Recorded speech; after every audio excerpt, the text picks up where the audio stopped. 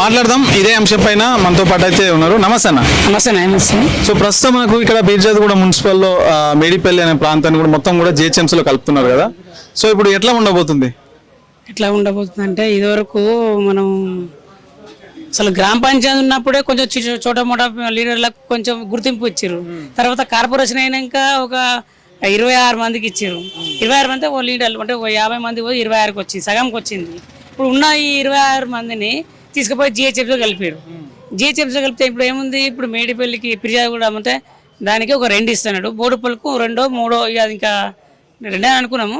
సరే ఇట్లయితే ఇవి ఉన్న ఈ మాయసులు చితకమాతక లీడర్లం. నేను ఒక తెలంగాణ ఉద్యమకారిని స్టార్టింగ్ నుంచి.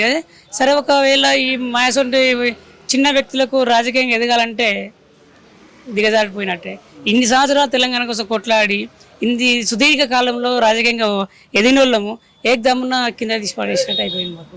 జిహెచ్ఎంసీలో కలపడంతో హైదరాబాద్ నగరం ఇంకా పెద్దగా అయితే విస్తరిస్తుంది, ప్రపంచం ఇక్కడ చూసే విధంగా ఉంటుందని చెప్పేసి కూడా ప్రభుత్వం అంటుంది. 100% అది కరెక్టే. కానీ మా చిన్నప్పుడు లీడర్లకు ఏమనిపిస్తుంటే ఇప్పుడు నేనున్నా, ఇంకో అతను ఉన్నాడు, ఉన్న ఈ ఒక బేసిక్గా అంటే ఎదగడానికి కోసం ప్రయత్నం చేసినాం. ఎదగడానికి ఇంకేం తుంగలు కూకినట్టే అయిపోయింది మా పని.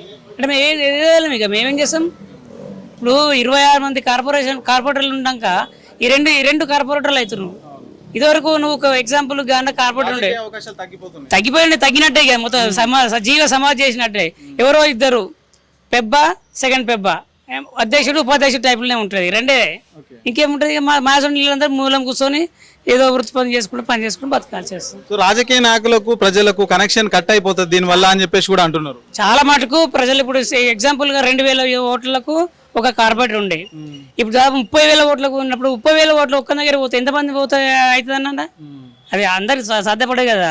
దాంతో ఇట్లా రాజకీయంగా తర్వాత పబ్లిక్ కూడా ఆ డిస్టెన్స్ ఏర్పడుతుంది, అంత ఈజీగా అభివృద్ధి చెందలేకపోవచ్చు అని మేము అనుకుంటున్నాం. అట్లా మరొక వైపు భూముల రేట్లు కావచ్చు, ఫ్లాట్ల రేటు కావచ్చు ఎక్కువ పెరుగుతుంది, సో ఇక్కడ ఉన్న వాళ్ళకు లబ్ధి చేకూరుతుంది అని చెప్పేసి కూడా ప్రభుత్వ వాదన అంటే ప్రభుత్వం నుంచి వచ్చే అది ఏముంటుంది, మా బతుకులు మేము మొత్తం ఈ అభివృద్ధి ఏం జరుగుతుందో దేవునికి కానీ మా యొక్క పనులన్నీ వేస్ట్ అయిపోతున్నాయి. అట్లన్నీ ఆ విధంగా తయారైపోయింది జిహెచ్ఎంసీలో కలపడం వల్ల.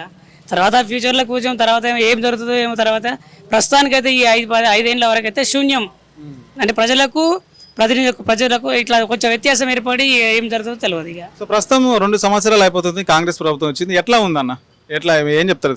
కాంగ్రెస్ ప్రభుత్వం అంటే ఇప్పుడు ఇదివరకు చేసింది ఒక ఎత్తు, ఇప్పుడు చేసింది ఒక ఎత్తు. ఒక గాడిలో పడ్డ రాష్ట్రాన్ని కొంచెం మంచిగా తీసుకొద్దామని ప్లాన్ చేస్తుండు.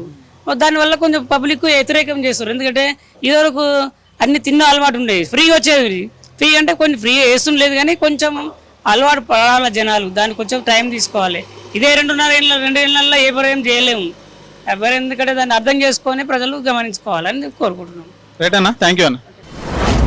మీ వ్యాపారం అభివృద్ధి కావాలని కోరుకుంటున్నారా? అయితే వెంటనే క్యూనస్ని సంప్రదించండి. Schools, colleges, banks, shops, office promotions, land promotions, political promotions, restaurant promotions, hospital promotions, పుట్టినరోజు వేడుకలు, శుభకార్యాలు, వ్యాపారాలు ఏవైనా, సందర్భం ఏదైనా ఇప్పుడే క్యూనస్ ద్వారా తెలియజేయండి. మీ వ్యాపారాన్ని అభివృద్ధి చేసుకోండి.